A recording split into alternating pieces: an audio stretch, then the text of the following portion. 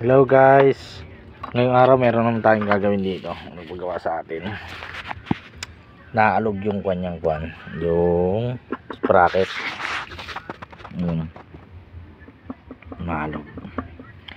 Ito guys, kahit bago yung motor nyo, pag maalog na ganyan, kahit bago yung bushing nyo, pag umaalog ito, madaling masira yung nilagay yung bushing. Ito.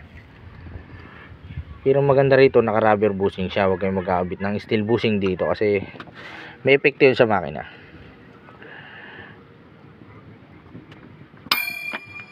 Ayun, tanggal tumurit. Ayan, kailangan nyo ng ganito. Pang tanggal, circlip. Kaya bibigyan ko yung technique para hindi agad nasisira yung rubber bushing nyo kahit local lang. Itong dapat natin yung gawin. Bibigyan yung mga technique. Hindi nyo na kailangan kalagin itong mga to. Yan, hindi nyo na kailangan kalagin yan.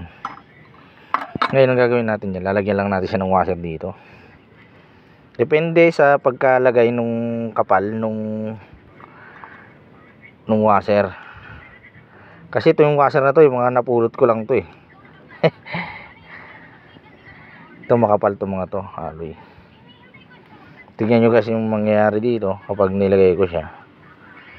Ayan, lagay na, balik natin. Itong palang bushing niya, may galaw na rin siya eh, no? May galaw siyang onte. Nasira siya gawa nung gumagalaw yung sprocket. Pag ganyan, okay pa yan. Kahit di muna natin siya palitan. Basta wag lang yung nabubunot itong bushing.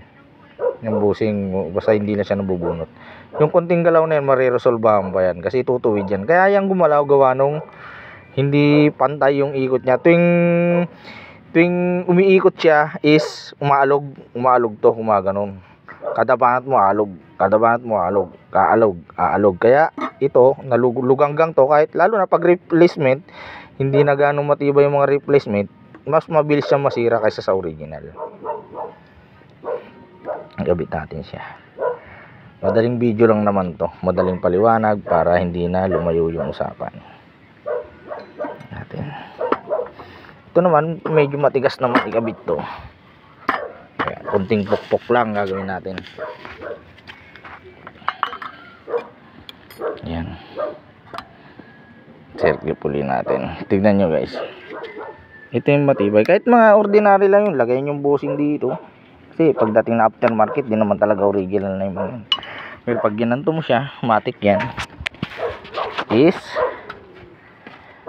kahit local, magiging original siya. Diba? Kahit mga local ay ikabit natin, hindi na natin kailangan magkabit ng mga original, lalo na kung pang emergency katulad yan. Ang mahalaga yung kwan na yan, naabot niya pa rin yung butas para hindi masira yung kwan. Ayan o, pumasok na siya. Lang pukpok pa lang, naglock na.